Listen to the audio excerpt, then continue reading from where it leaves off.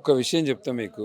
దుబ్బాకలో గతంలో by election జరిగినప్పుడు గానీ, హుజురాబాద్‌లో బై ఎలక్షన్ జరిగినప్పుడు, ఒక యుద్ధమే హుజురాబాద్‌ను జరిగింది. గూడా ఇట్లనే అన్నారు. హ్మ్. 3000 ఓట్లొచ్చినాయి బీజేపీకి అని అన్నారు. హ్మ్. కానీ అటువంటి హుజురాబాద్ గావచ్చు, దుబ్బాకలో గూడా భారతీయ జనతా పార్టీ గెలిచింది. ఇక్కడ మనం గమనించాల్సింది క్యాడరు అది గాదు. హ్మ్. ఇక్కడ మనం గమనించాల్సింది ఏందంటే, గతంలో టీఆర్ఎస్ పార్టీ 10 సంవత్సరాలు అధికారంలో ఉంది. 2 సంవత్సరాల నుంచి కాంగ్రెస్ పార్టీ అధికారంలోకి వచ్చింది. ఈ 2 సంవత్సరాలలో కాంగ్రెస్ పార్టీ ఏం చెప్పింది, ఏం చేసింది? ఇయాల నేను ఆదిలాబాద్ జిల్లా నుంచి వస్తున్నా. ఆదిలాబాద్ జిల్లాలో మీరు మారుమూల ప్రాంతాల్లో, గ్రామీణ ప్రాంతాల్లో కూడా పోయి ప్రజలను అడిగితే హ్మ్. కాంగ్రెస్ పార్టీ ఈ 2 సంవత్సరాలలో అంటే ఎన్నికల సమయంలో ఇచ్చిన హామీలు ఏమేవైతే హామీలు ఇచ్చినో అన్ని వర్గాలకు, రైతులకు హామీలు ఇచ్చారు, మహిళలకు 2500 రూపాయలు స్కూటీలు ఇస్తామని చెప్పిర్రు, చదువుకున్న పిల్లగాళ్ళకు ఉద్యోగాలు ఇస్తామని చెప్పిర్రు, 4000 రూపాయల నిరుద్యోగ భృతి ఇస్తామని చెప్పిర్రు, 2 లక్షల రూపాయల రుణమాఫీ చేస్తామన్నారు, హ్మ్. వృద్ధుల పెన్షన్లు డబుల్ చేస్తామన్నారు, వికలాంగుల పెన్షన్లు డబుల్ చేస్తామన్నారు.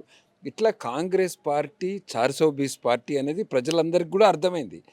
ప్రజలందరూ కూడా కాంగ్రెస్ పార్టీకి గుణపాఠం చెప్పాలని డిసైడ్ అయ్యారు. రెండో పార్టీ బీఆర్ఎస్ పార్టీలా వాళ్ళ కుటుంబంలో ఉన్న కొట్లాటలతోటి గత 10 సంవత్సరాల్లో వాళ్ళకి అవకాశం ఇచ్చినప్పుడు వాళ్ళు ఏం చేసిండ్రు అనేది ఇంకా ప్రజలకు ఫ్రెష్గా ఉన్నది. హ్మ్. బీఆర్ఎస్ పార్టీని ప్రజలు నమ్మే పరిస్థితి లేరు. ఇంకొక విషయం, ఈ రెండు పార్టీలు కూడా ఎంఐఎం యొక్క అండదండల మీద, హ్మ్. అంటే ఎంఐఎం యొక్క ఓవైసీ కుటుంబం యొక్క బ్లెస్సింగ్స్ మీద గెలవాలనే ఆశతోటి ఉన్నారు. కానీ హ్మ్. వాళ్ళ స్వంతగా గెలుస్తామనే నమ్మకం లేదు వాళ్ళిద్దరు. ఇలా భారతీయ జనతా పార్టీ నరేంద్ర మోదీ గారి నాయకత్వంలో గత 12 సంవత్సరాలలో ఏం అభివృద్ధి జరిగింది అనేది ప్రజలకు తెలుసు. రెండో విషయం, అంటే తెలంగాణలో ప్రత్యేకంగా జూబ్లీహిల్స్ నియోజకవర్గం గురించి చూసుకున్నట్లయితే బీజేపీకి అంత లేదు. బీజేపీ ఏం చేసిందని చెప్పి ఓట్లు అడుగుతది. బీజేపీ ఏం చెప్పి మమ్మల్ని ఓట్లు అడుగుతది అన్నట్లు కూడా పబ్లిక్‌లో ఒక ఆలోచన. బీజేపీకి ఏం లేకపోతే లోక్సభ ఎలక్షన్లలో 66,000 ఓట్లు ఎట్లొస్తాయి అన్న. హ్మ్. ఇక్కడ నుంచి ప్రాతినిధ్యం వహిస్తున్న మా కేంద్ర కేబినెట్ మంత్రి కిషన్ రెడ్డి గారు ఉన్నారు, రైట్? ఇక్కడ ఈ అసెంబ్లీ ఎన్నికలలో బీజేపీ 3వ స్థానంలో వచ్చింది కావచ్చు. హ్మ్. కానీ అసెంబ్లీ ఎన్నికల తర్వాత జరిగిన లోక్సభ ఎన్నికలలో అవును. బీజేపీ యొక్క ఓట్లు హ్మ్. దాదాపు మూడింతలు పెరిగినాయి. హ్మ్. ఇది మనం గమనించాల్సిన అవసరం ఉన్నది. హ్మ్. తెలంగాణలో గత లోక్సభ ఎన్నికల్లో భారతీయ జనతా పార్టీకి 36% ఓటింగ్ వచ్చింది. హ్మ్. చాలా 8 మంది ఎంపీలు గెలిచిండ్రు. హ్మ్. అందులో కిషన్ రెడ్డి గారు ప్రాతినిధ్యం వహిస్తున్న జూబ్లీ హిల్స్ కూడా భారతీయ జనతా పార్టీ గెలిచింది. హ్మ్. ఇప్పుడు జరిగే ఎన్నికలు 2 సంవత్సరాల తర్వాత ఎన్నికలు జరుగుతున్నాయి. హ్మ్. ఈ 2 సంవత్సరాలలో కాంగ్రెస్ పార్టీ యొక్క పరిపాలన ప్రజలు ఇప్పటికే గమనించారు. హ్మ్. కాంగ్రెస్ పార్టీ ఎన్నికల సమయంలో ఏం చెప్పింది, ఏం చేసింది? హ్మ్. ఇవాళ ఏదైనా ఒక్క శాఖ తీసుకుందాం, మనం ఏదైనా ఒక విద్యాశాఖనే తీసుకుందాం. హ్మ్. ముఖ్యమంత్రి గారు స్వయంగా విద్యాశాఖ మంత్రి. హ్మ్. ఇప్పటి వరకు ఈ అకాడమిక్ ఇయర్లో స్కూల్ గ్రాంట్స్ రాలేదు. హ్మ్. ఇట్లా అనేక విషయాలలో హామీలు ఇచ్చిండ్రు. కానీ ప్రభుత్వం నెరవేర్చుట్లో పూర్తిగా విఫలమైంది. ప్రజలకు కాంగ్రెస్ పార్టీ అంటే నమ్మకం పోయింది. హ్మ్. ప్రజలందరూ కూడా మార్పు కోరుకుంటుర్రు. ఈసారి జరిగే జూబ్లీ హిల్స్ ఎన్నికలు కావచ్చు, త్వరలో జరగబోయే స్థానిక సంస్థ ఎన్నికలు, హ్మ్. తెలంగాణ రాష్ట్రంలో భారతీయ జనతా పార్టీ వైపు ప్రజలు చూస్తున్నారు. అయితే ఇప్పుడు జూబ్లీహిల్స్ నుంచి మరి కేంద్ర మంత్రి కిషన్ రెడ్డి గారు ఎంపీగా పనిచేసినప్పటికీ కూడా, అప్పుడు ఎంపీగా ఉన్నప్పటికీ కూడా, అక్కడ ఎక్కడేసిన గొంగళి అక్కడే ఉంది. ప్రధాన సమస్యల గురించి అసలు పట్టించుకున్న పరిస్థితే లేదు.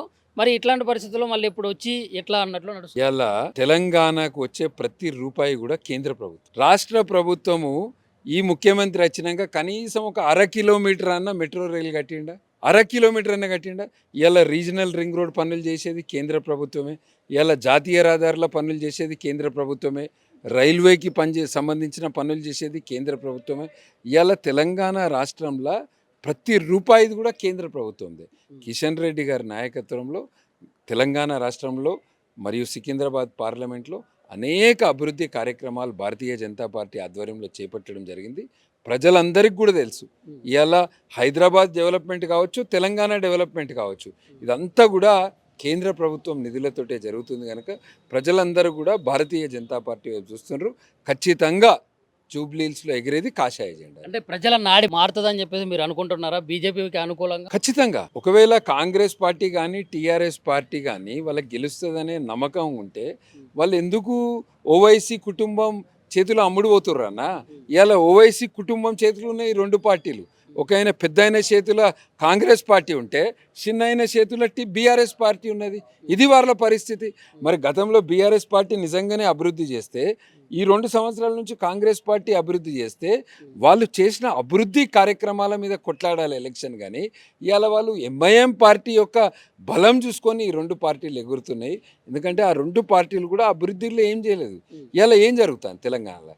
కేవలం మంత్రులందరూ కూడా కమిషన్ల కొరకు పనిచేస్తారు. ఇది వాస్తవమైన విషయము. కనుక ఖచ్చితంగా జరిగే ఈ జూబ్లీ హిల్స్ బై ఎన్నికలలో భారతీయ జనతా పార్టీ ఖచ్చితంగా గెలుస్తుంది. అధికార పార్టీ కూడా తీయలేనటువంటి అత్యంత భారీ ర్యాలీ మీరు బీజేపీ నుంచి తీయడం అయితే జరిగింది. మరి ర్యాలీ తీయడం అనుక ఉన్నటువంటి ముఖ్య ఉద్దేశం ఏంది? మీ యొక్క ప్రణాళిక ఏంది అసలు? అది ప్రజల్లో నుంచి వస్తున్న ఆదరణ. ఇంత పెద్ద నామినేషన్ ర్యాలీ చేసినంటే దానికి ప్రజల్లో ఉన్న ఆదరణ. ప్రజలందరూ కూడా స్వచ్ఛందంగా వచ్చి ర్యాలీలో పాల్గొన్నారు. జూబ్లీ హిల్స్ నియోజకవర్గ ప్రజలు అన్ని వర్గాలు ఇక్కడున్న కార్మికులు కావచ్చు, ఇక్కడున్న ప్రతి వర్గము, బడుగు బలహీన వర్గము, విద్యార్థులు, ఉపాధ్యాయులు, ఉద్యోగస్తులు, ప్రైవేటు ఉద్యోగస్తులు, వ్యాపారస్తులు, అన్ని వర్గాలు ఇలా స్వచ్ఛందంగా భారతీయ జనతా పార్టీకి సపోర్ట్ చేస్తున్నాయి. కనుక మొన్న జరిగిన ఎమ్మెల్సీ ఎన్నికలలో కూడా భారతీయ జనతా పార్టీ కైవసం చేసుకోవడం జరిగింది. ఇలా అన్ని వర్గాలు కూడా భారతీయ జనతా పార్టీ వైపు చూస్తున్నాయి. కనుక మొన్న జరిగిన నామినేషన్ ర్యాలీలో కూడా స్వచ్ఛందంగా వచ్చి పాల్గొన్నారు ప్రజలు. కనుక అదే ఒక పెద్ద నిదర్శనం.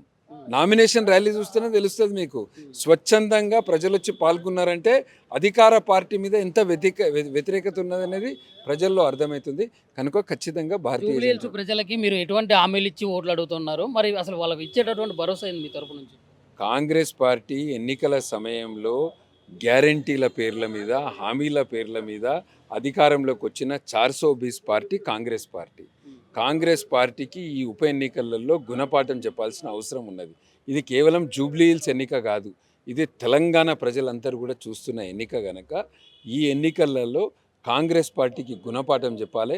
ప్రధానమంత్రి నరేంద్ర మోదీ గారి నాయకత్వంలో భారతీయ జనతా పార్టీ తెలంగాణ రాష్ట్రానికి అభివృద్ధి కొరకు అనేక కార్యక్రమాలు చేస్తుంది. ఇక్కడ కేంద్ర మంత్రి కిషన్ రెడ్డి గారి నాయకత్వంలో కూడా అనేక కార్యక్రమాలు జరుగుతున్నాయి. కనుక తెలంగాణ ప్రజలందరికీ కూడా నేను కోరేది ఒకటే, ఈ జూబ్లీ హిల్స్ ఓటర్లను ముఖ్యంగా ఎన్నికల సమయంలో ఇచ్చిన హామీలు నెరవేర్చుట్లో కాంగ్రెస్ పార్టీ పూర్తిగా విఫలమైంది. కనుక జూబ్లీ హిల్స్ ఎన్నికలలో కాంగ్రెస్ పార్టీకి గుణపాఠం చెప్పాలంటే అది కేవలం భారతీయ జనతా పార్టీతో సాధ్యమవుతుంది. కనుక నవంబర్ 11న జరిగే ఎన్నికల్లో బీజేపీ కమలం పువ్వు గుర్తు బీజేపీ అభ్యర్థి అయిన లంకల దీపక్ రెడ్డి గారిని భారీ మెజారిటీ తోటి గెలిపించాల్సింది. అయితే మీరు అన్నట్లు ఇదే నేపథ్యంలో చూసుకున్నట్లయితే అక్కడ కాంగ్రెస్ పార్టీయా లేకుంటే ప్రభుత్వంలో ఉందా ఇది అన్న ముచ్చట కాదు. నవీన్ యాదవ్ అనే క్యాండిడేట్ మా ముఖ్యం. ఆ అభ్యర్థి ఉంటే చాలు. ఆ అభ్యర్థి కొంచెం హెల్పింగ్ నేచర్ ఉన్నటువంటి వ్యక్తి, సమాజంలో అందరికీ తెలిసినటువంటి వ్యక్తి. మేము ఆ అభ్యర్థికి ఇస్తాం అన్నట్లు కూడా కొంతమంది చెప్పడం జరిగింది. 64 మంది ఎమ్మెల్యేలు గెలిచిరన్న కాంగ్రెస్ పార్టీ. అందరు హెల్పింగ్ నేచర్ ఉన్నోళ్ళే. గెలిచినాక ఏమైందన్న ఈ 2 సంవత్సరాలలో ఏం చేసిర్రు ఈ 2 సంవత్సరాలు? మేము పెద్దపల్లి పార్లమెంట్ నుంచి వస్తాం, 7కి 7 కాంగ్రెస్ గెలిచింది. ఈ 2 సంవత్సరాలలో ఏం చేసిర్రు వాళ్ళు? మంత్రులు గెలిచిన వాళ్ళు కమిషన్లకు కకృతి పడి ఇలా ప్రభుత్వ ఉద్యోగులు, రైతులు అందరి పరిస్థితి కూడా దారుణంగా ఉంది. విద్యా వ్యవస్థ చూసుకుంటే కుప్పగూలే పరిస్థితి ఉంది. టీచర్లు ఆత్మహత్యలు చేసుకుంటారు, రిటైర్డ్ కార్మికులు ఆత్మహత్యలు చేసుకుంటారు, అక్కడ రైతులు ఆత్మహత్యలు చేసుకుంటారు. ఇది ఇలా తెలంగాణ యొక్క పరిస్థితి. కనుక ఇక్కడ చూడాల్సింది రాజకీయ పార్టీ కోణంగా నరేంద్ర మోదీ గారి నాయకత్వంలో భారతీయ జనతా పార్టీకి అవకాశం ఇస్తే ఇంకెక్కువ అభివృద్ధి చేసి చూపిస్తాం, ఇంకెక్కువ సంక్షేమ పథకాలు ప్రజలకు అందేలాగా చూస్తాం. అయితే మాజీ ముఖ్యమంత్రి కేసీఆర్ గారే డైరెక్ట్ ఇక్కడ జూబ్లీ హిల్స్ రోడ్ల మీదకి వచ్చి ప్రజల్లోకి వచ్చి ప్రచారం చేసుకునే పరిస్థితి ఉంది. సిట్టింగ్ సీట్ని కాపాడుకున్న ప్రయత్నంలో, భారీ ప్రయత్నంలో అయితే కేసీఆర్ ఉన్నట్లు తెలుస్తుంది. ఇంకో రకంగా ఏంటంటే ఇది ఒక సానుభూతి ఎన్నికలు అన్నట్లు కూడా జరుగుతూ ఉందన్నమాట. మరి ఈ సందర్భంగా మీ అభిప్రాయం ఏంటి? అన్న కేసీఆర్ని సొంత బిడ్డ నమ్ముతలేదు. అన్న చెల్లె కొట్లాడుకుంటారు, బావ బామ్మరిది కొట్లాడుకుంటారు.